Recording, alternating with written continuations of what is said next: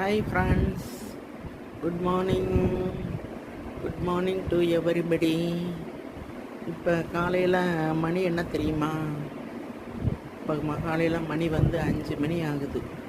Early morning, புதன்கிழமை காலையில் மணி 5 ஆகுது.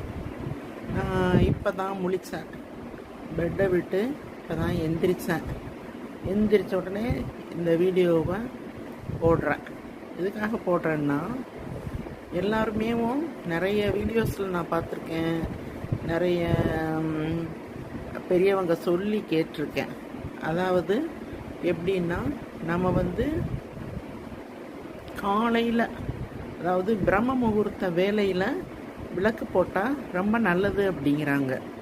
பிரம்ம முகூர்த்த நேரங்கிறது எது?